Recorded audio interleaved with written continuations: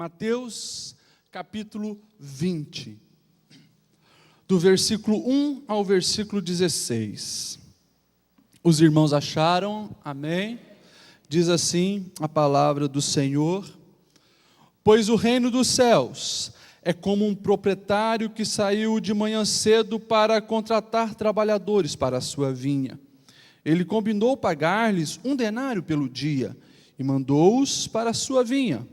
Por volta das 9 horas da manhã, ele saiu e viu outros que estavam desocupados na praça. E lhes disse: Vão também trabalhar na vinha, e eu lhes pagarei o que for justo. E eles foram. Saindo outra vez por volta do meio-dia e das 3 horas da tarde, ele fez a mesma coisa. Saindo por volta das 5 horas da tarde, encontrou ainda outros que estavam desocupados e lhe perguntou: Por que vocês estiveram aqui desocupados o dia todo? Responderam eles: Porque ninguém nos contratou. E ele lhes disse: Vão vocês também trabalhar na vinha. Ao cair da tarde, o dono da vinha disse ao seu administrador: Chame os trabalhadores e pague-lhes o salário, começando com os últimos contratados e terminando nos primeiros.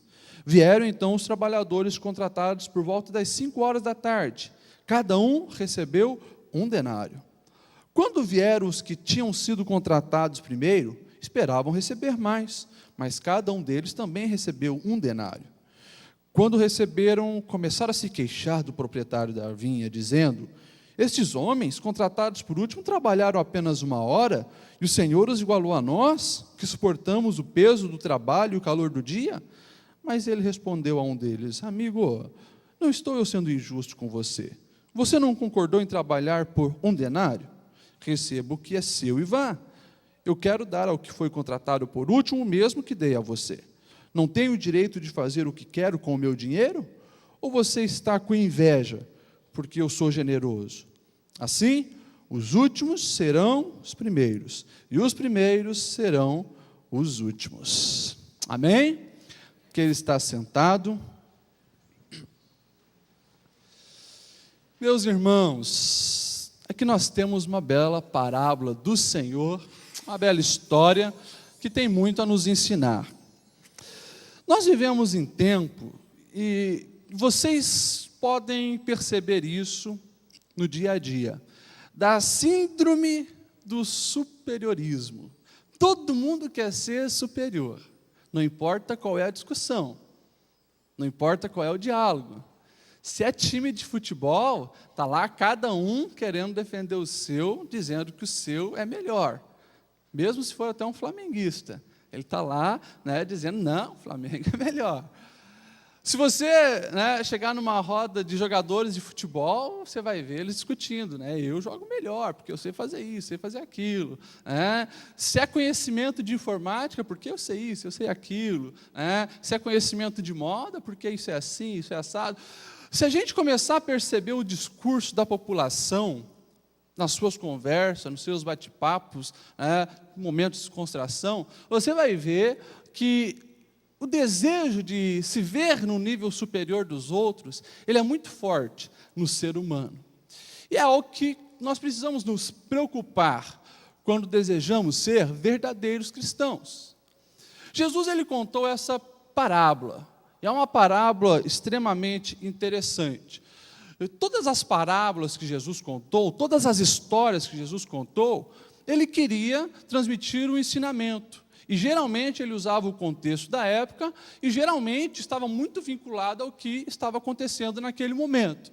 Se nós, por exemplo, olharmos o capítulo 19, a gente vai ver Jesus se encontrando com um jovem rico, e a gente conhece muito bem essa história. Chega um jovem para o Senhor Jesus e diz: Bom mestre, o que eu farei para herdar a vida eterna? Jesus questiona ele, porque me chama bom, para fazer ele refletir sobre as palavras. Jesus disse: Você tem cumprido os mandamentos? Todos, na risca. Sei todos: não matarás, não adulterarás, honra pai e mãe, não seja idólatra, tal, tenho cumprido todos. Ou seja, o jovem rico pensou que já estava com o pé no céu, já estava com o pé no reino de Deus. E daí Jesus, sabendo que ele era rico, disse: tudo bem, falta-te uma coisa só. Vai, vende tudo que você tem e entrega para os pobres. Jesus identificou que a riqueza estava no trono do coração dele. E daí aquele jovem sai triste e não faz o que Jesus, então, propôs para ele. Daí Jesus faz um discurso, dizendo que é muito difícil um rico entrar no reino dos céus, assim como um camelo passar pelo fundo de uma agulha. Eu estava dizendo aqueles que colocam a riqueza no trono do seu coração. Mas Jesus diz, para Deus nada é impossível. Daí veio Pedrão, os 12 ouvindo ali, Pedrão dá um passo para frente e diz, e Senhor, e nós? E nós? Nós largamos tudo para te seguir. Nós largamos família, profissão e tal, e aí, o que nós vamos receber? Daí Jesus então diz que aqueles que largarem tudo por amor ao Senhor receberão 100 vezes mais nesta vida e muito mais na vida do porvir. E Jesus, é claro, para não deixar barato, ele emenda com essa história. E ele diz, olha, o reino dos céus, ele funciona da seguinte forma. Ele é como um senhor que saiu no tempo da colheita das suas terras para contratar colaboradores, contratar funcionários. E naquela época era normal, os funcionários que não eram pagos mensalmente, que não tinham um vínculo com nenhum senhor, eles iam para a praça. Porque lá todos sabiam que teriam trabalhadores para ser contratados.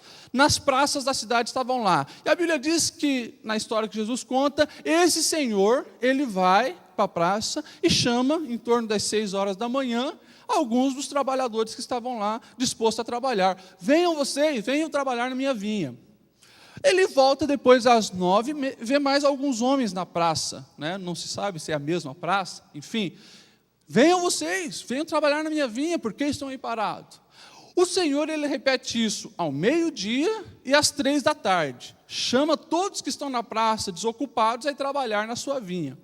E a Bíblia diz que, faltando 1 hora para acabar o expediente, em torno das 5 horas da tarde, acabava às 6, lá vai de novo o Senhor para a praça e encontra alguns dos trabalhadores lá parados e diz, o que deu que vocês não estão trabalhando?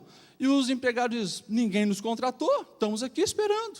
Então venham também trabalhar na minha vinha. E aqueles trabalhadores então trabalharam 1 hora só. E daí, na hora do acerto, deu às 6 horas, bateu o sininho lá, na hora do acerto o administrador chama todo mundo. E o Senhor diz, olha, você faz o acerto primeiro com aqueles que chegaram por último, e dá 1 denário para eles. Lá estão eles, recebe 1 denário. Quando vem os que chegaram às 3, recebe 1 denário. Os que chegaram ao meio-dia, 1 denário. Os que chegaram às 9, 1 denário. Os que chegaram às 6 da manhã, também receberam 1 denário. Daí a história de Jesus diz que eles ficaram indignados. Aqueles que chegaram às 6 da manhã. Mas o Senhor está sendo injusto, porque nós estamos aqui trabalhando o dia inteiro, recebemos 1 denário, e esses que trabalharam 1 horinha, receberam também 1 denário. Daí o Senhor faz algumas repreensões, dizendo, eu não tinha combinado com vocês que pagariam 1 denário, então não estou sendo injusto, paguei o que cumpri. E outra, eu não posso fazer o que eu quiser com o meu dinheiro? Como então que eu estou sendo injusto? E assim o Senhor termina a história dizendo, os últimos serão os primeiros, e os primeiros serão os últimos. E claro, está falando do quê? Do reino dos céus. As pessoas que estarão no reino dos céus. Antes de entrar nas aplicações desse texto, 3 coisas para a gente refletir. Primeiro, eu acho muito interessante quando o Senhor Jesus, ele compara o reino dos céus com o trabalho. E se você pegar as outras parábolas que Jesus contou, falando do reino dos céus, ou reino de Deus, você sempre vai ver alguma coisa vinculada ao trabalho ou à atividade. Você não vai ver Jesus comparando nas suas histórias o reino do céu como um campo de férias, porque o reino dos céus é como um spa, onde você vai apenas para fazer massagem, deitar na beira da piscina, receber suquinho, comida o tempo que você quiser. Não é isso. Jesus, ele deixa bem claro que quem se envolve com o reino está vinculado ao trabalho. E isso aqui já é uma verdade interessantíssima, importante, que a gente precisa levar muito a sério para as nossas vidas. Queremos estar envolvidos no reino de Deus, precisamos trabalhar em prol desse reino. Vida cristã, meus irmãos, não é colônia de férias, não é descanso, mas é trabalho. Uma outra coisa interessante que a gente vê aqui é que justamente foi o Senhor que saiu para contratar.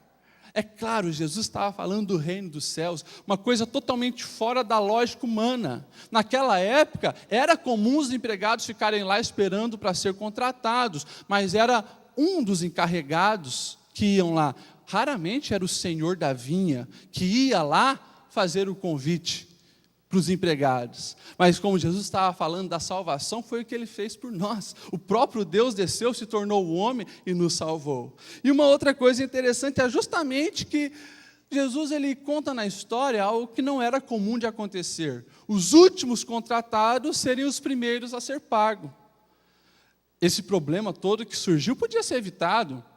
Imagine, aqueles que foram contratados primeiros, né, eram chamados para o acerto, está aqui um denário conforme combinado. Eles saíam, os que chegaram às 9, está aqui um denário, né, mas nada disso. Ele contratou o primeiro, chamou para o acerto primeiro aqueles que foram contratados por últimos, justamente porque o Senhor queria nos ensinar algumas preciosidades a respeito desse texto. E eu coloquei aqui então, agora entrando no assunto que nós precisamos aprender, irmãos, eu coloquei pelo menos 3 riscos perigosos, que nós, como cristãos, precisamos evitar. O primeiro dele é o risco da ingratidão. O risco da ingratidão. Os empregados que reclamaram, que foram ingratos, aqueles que chegaram às 6 horas da manhã, eles receberam aquilo que havia sido combinado. E é interessante que o texto faz questão de mostrar, na história de Jesus, que quando o senhor da vinha chega às 6 horas da manhã para contratar eles, diz: vocês aceitam trabalhar por mim por 1 denário? Que era um salário muito justo para um trabalhador daquela época pelo dia de trabalho. E a gente precisa levar em conta que aqueles homens que estavam lá na praça, todos eles não tinham a certeza que seriam contratados naquele dia. Era muito comum passar o dia inteiro e eles não serem contratados. Muitos iam para casa de bolso vazio, sem condições de levar um alimento para a sua família. Mas aqueles homens, eles estavam com foco tão errado, que eles foram ingratos e não reconheceram as vantagens que tiveram. As vantagens de estar trabalhando numa vinha, as vantagens que eles tiveram de ter a certeza que no fim do dia eles teriam algo para levar para casa, a vantagem de que os últimos, né, aqueles que passaram lá a tarde inteira, o dia inteiro lá na praça, eles estavam sem a certeza que teriam que levar para casa, estavam preocupados, com medo de que não teriam trabalho. Os que foram contratados primeiros não, passaram o dia com certeza, com segurança, tendo realmente algo com que eles poderiam alimentar a sua família, mas nada disso eles prestaram atenção.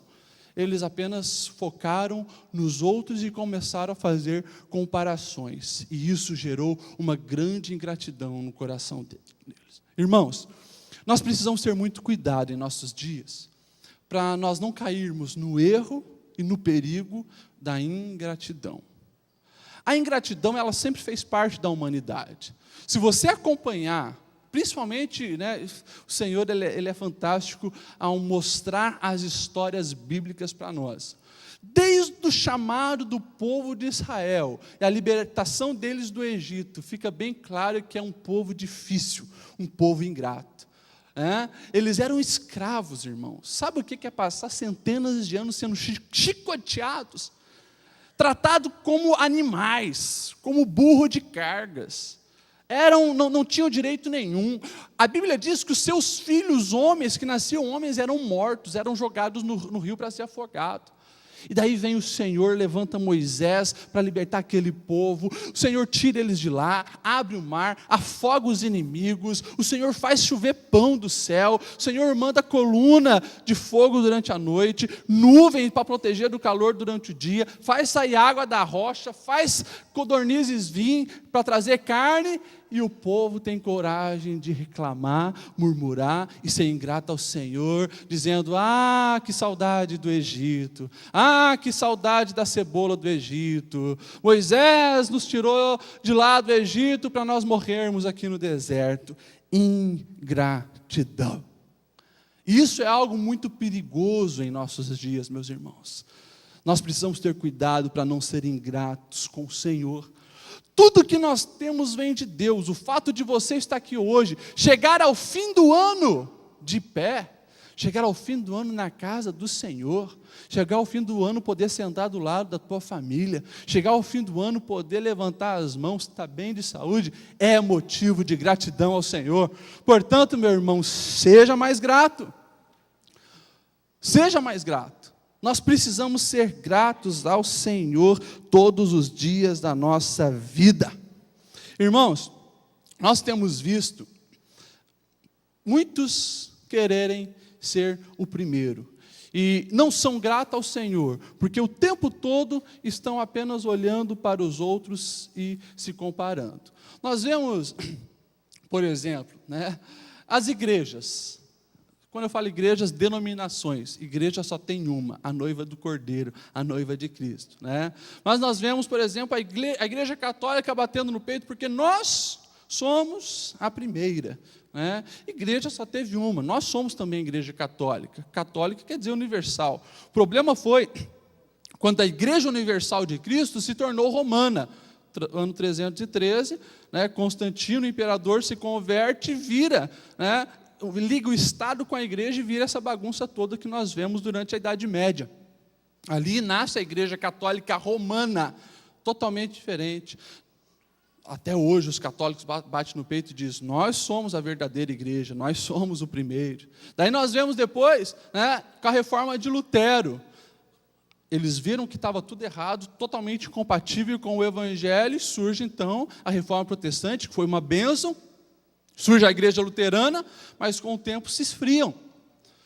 E daí, eles também não, porque nós reformamos a igreja. Nós sim somos o primeiro a voltar lá para o Evangelho.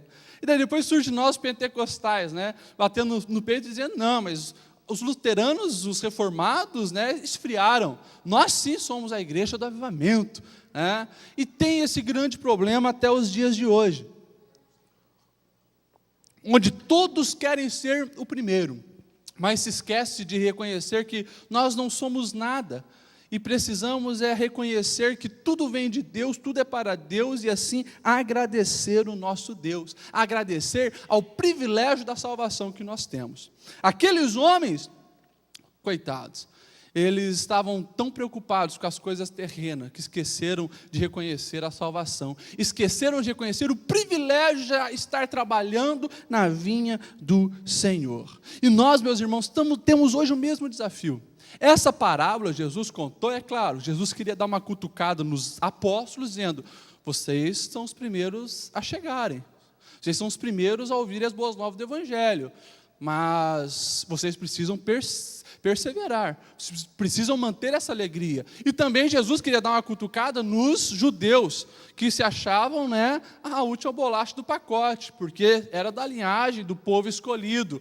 Para eles, os gentios não tinha significância. Mas Jesus vem falando: não, olha, os últimos serão o primeiro, os primeiros serão os últimos. Nós precisamos, irmãos, aprender a valorizar a nossa salvação, o privilégio de estarmos na vinha do Senhor. Tudo isso é consciência da graça. A gente evita o pecado da ingratidão quando todo dia, como um cristão, eu trago na minha mente a verdade da graça de Deus. Que eu não sou salvo pelos meus méritos, pela minha quantidade de trabalho, por aquilo que eu posso fazer. Eu sou salvo é pela graça de Deus, é bondade do Senhor, é misericórdia. Foi Ele que veio, Ele morreu na cruz, e se não fosse isso, eu estava perdido. No reino, toda recompensa deriva da graça de Deus e não do mérito humano. Portanto, meu irmão, seja grato ao Senhor. A gratidão, ela acontece quando eu reconheço que não sou nada, quando tudo que eu tenho é bondade do Senhor, Ele que me deu a oportunidade de estar aqui na vinha dEle trabalhando, e eu falo isso com as minhas palavras e com as minhas atitudes. Precisamos ser gratos. E é claro, quem não aprende a ser grato ao Senhor, raramente saberá ser grato aos homens. Um culto como família, se a gente entrasse nesse assunto, meus irmãos, sobre gratidão, meu Deus, dava de falar de tanto assunto, né? Vivemos uma geração de filhos ingratos aos pais, né? Onde pai e mãe é visto como fonte de dinheiro, né?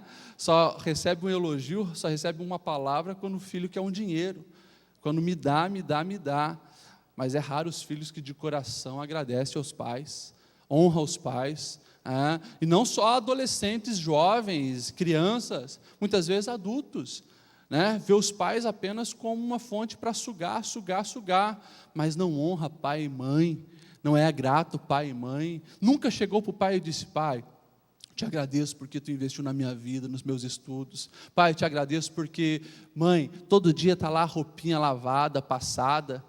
Te agradeço pela comida, te agradeço pela casa. Pai, mãe, eu te agradeço por isso, por aquilo, pelos conselhos, pelas orações. Nós precisamos ser gratos. Marido à esposa, esposa ao marido. Irmãos, não podemos cair no perigo de sermos pessoas ingratas. Ingratidão é pecado, e ela vem trazendo junto com ela outros males perigosos, que é o que nós vemos aqui, né? A ingratidão, ela está atrelada com outro risco perigoso que nós vemos bem claro aqui, a inveja. A inveja é um risco que nós precisamos fugir. Aqueles homens que reclamaram, chegaram 6 da manhã, trabalharam o dia inteiro, mas ganharam no final do dia o combinado. Receberam 1 denário, conforme o senhor da vinha tinha falado para eles. Mas a tristeza deles não era porque eles tinham recebido pouco. A tristeza deles era porque os outros foram abençoados também. Os outros tinham ganho mais do que talvez mereciam. O nome disso, irmãos, é inveja. Nós vivemos em tempos muito parecidos com o que o Senhor está falando, né? Egoísmo, onde nós não conseguimos celebrar a vitória dos outros. Pelo contrário, nós só conseguimos celebrar a nossa vitória. E é um perigo muito grande isso, meus irmãos, porque isso nos afasta de Deus. Se você abrir a tua Bíblia lá no Salmo 73, você vai ver um dos salmos mais fortes que eu acho da Bíblia. O Salmo de Asaf, um maestro dos corais do tempo do rei Davi, líder do louvor da igreja, né? Líder do louvor lá do templo, líder do louvor do tabernáculo, era o homem assim que era o referencial, todo mundo, uau, esse é o cara mais crente que tem. E ele começa o Salmo 73 dizendo: o Senhor é bom para Israel. Quanto a mim, quase me desviei, os meus pés quase que escorregaram. Por quê? Eu tive inveja dos ímpios. Eu tirei meu foco daqui, comecei a olhar para os ímpios e ver que eles parecem que não ficam doentes, são ricos, são prósperos, tudo dá certo para eles. E Asaf, aquele líder do louvor, vai relatando que ele quase se desviou, porque a inveja entrou nele, e ele começou a fazer comparação. Era também o que o povo de Israel, que eu acabei de citar, quando saiu do Egito fazia comparação do que eles estavam vivendo naquele momento com o que eles viveram lá no Egito. Irmãos, esse é um pecado muito perigoso. A inveja, ela desencadeia muitos outros. E se nós pegarmos principalmente ali os mandamentos, a gente vai ver que na maioria dos mandamentos, o pecado da inveja, da cobiça, porque a inveja me leva a cobiçar, a desejar o que é do outro. Você vai ver o Senhor dizendo assim: não roubarás, ou seja, aquele que cobiçou as coisas dos outros a ponto de pegar. Não adulterarás, não pegue a mulher, não pegue o homem do outro, é dele. E assim por diante. Não matarás, ou seja, a minha justiça é a que vale. Irmãos, muitos outros pecados estão atrelados com a inveja, e a gente precisa fugir disso, porque isso nos afasta de Deus. Quando nós, meus irmãos, não entendemos a graça e a nossa exclusividade em Cristo, nós corremos o risco de fazer comparação o tempo todo. E hoje, nós até na escola dominical, domingo passado, estava falando sobre isso. A geração das redes sociais, né? Geração do Facebook. Uau, é muito fácil acompanhar a vida dos outros e fazer comparação. O problema, meus irmãos, é que no Facebook é tudo casca, é tudo máscara. Todo mundo é feliz, todo mundo viaja para o mundo inteiro, todo mundo tem casamento perfeito, todo mundo tem a família perfeita, todo mundo tem os filhos maravilhosos e engraçadinhos. O Facebook, irmãos, não mostra a realidade das coisas, mas se você começar a fazer comparação, você vai achar que a tua vida é uma porcaria, porque todo mundo vive uma vida maravilhosa e só tu que não. Essa é a verdade, e tudo isso vai alimentando a inveja, o desejo de ser igual. O mundo hoje, ele tira muitas pessoas da presença de Deus dessa forma, principalmente com a questão do consumismo e capitalismo. Olha o que o dinheiro pode fazer para você, é muito mais do que o teu Jesus pode fazer por você. Olha o que o dinheiro pode comprar, onde ele pode te levar, o que ele pode te dar. Perigos da comparação. E tudo isso vai gerando uma inveja. E você se torna uma pessoa afastada de Deus. Uma pessoa que fica até cobiçando as coisas que não eram para você. E não reconhece, claro, está atrelado ao que nós falamos sobre ingratidão, não reconhece as bênçãos que o Senhor já tem te dado. Porque sempre vai ter alguém melhor do que você.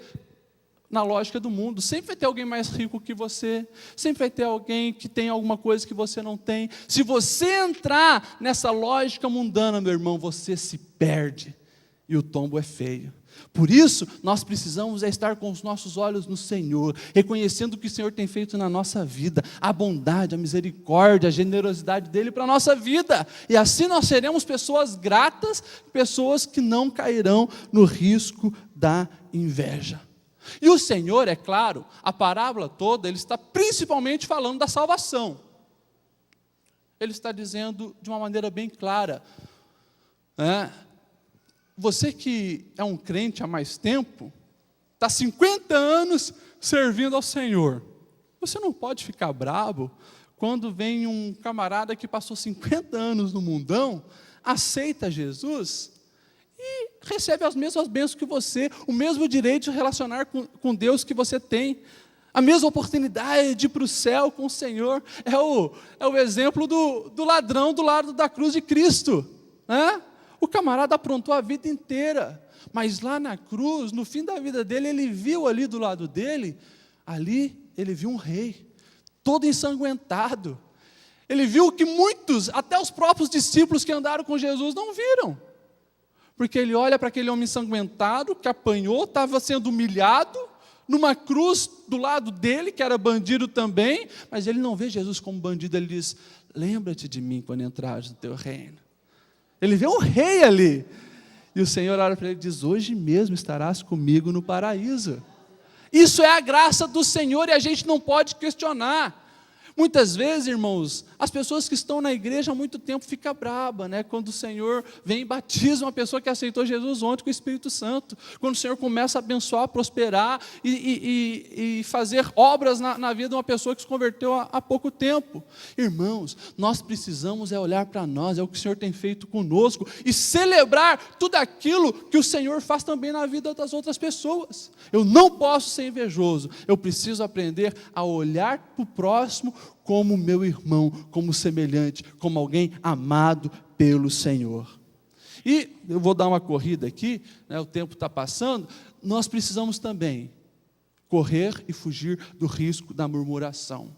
A inveja, a ingratidão levam à murmuração. O versículo 11 diz assim, olha, quando receberam, começaram a se queixar do proprietário da vinha. Olha só aonde a ingratidão e a inveja levam a pessoa. O proprietário tinha dada a oportunidade de trabalho para eles, eles tinham com que alimentar a família, o proprietário foi fiel, foi leal, porque cumpriu aquilo que havia prometido, mas a inveja que eles estavam dos outros fez eles focarem para tantas outras coisas e não olharem para a lealdade, para a pessoa, para a generosidade do seu Senhor. Meus irmãos, há muitas coisas que a gente precisa aprender aqui. Muitas vezes nós murmuramos contra Deus.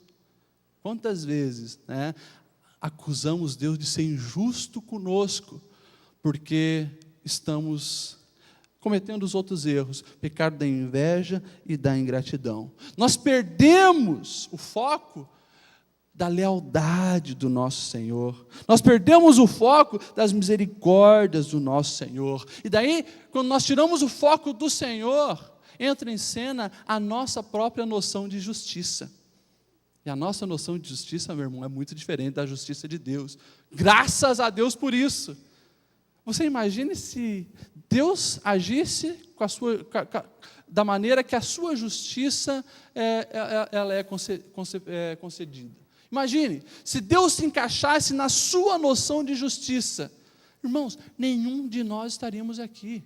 Nenhum de nós estaremos aqui, porque o Senhor, Ele é justiça perfeita, mas Ele é amor perfeito, Ele é misericórdia, Ele é graça, Ele é bondade. A nossa noção de justiça é muito diferente, e a nossa compreensão de justiça não compreende a justiça de Deus. Me explica, um Deus que se encarna para salvar o homem pecador, que tinha escolhido virar as costas para Ele. Não tem explicação, irmãos. Nós precisamos focar nesse Senhor e reconhecer que Ele é bom, que Ele é justo, que Ele é generoso, que Ele é amável, que Ele é leal. Isso nós precisamos fazer todos os dias da nossa vida. Senão, nós vamos estar que nem a sociedade faz, marginalizando as pessoas o tempo todo, colocando as pessoas à margem, produzindo o tempo todo excluídos. E daí, um grande risco. Quando a gente já está nesse nível de murmurar contra o Senhor, nós nos desviamos.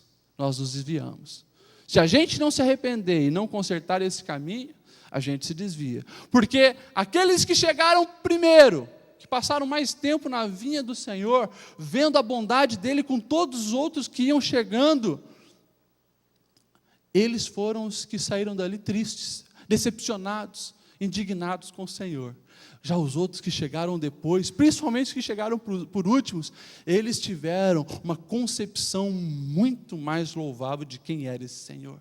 Eles viram, nossa, esse Senhor é bom, esse Senhor é bom.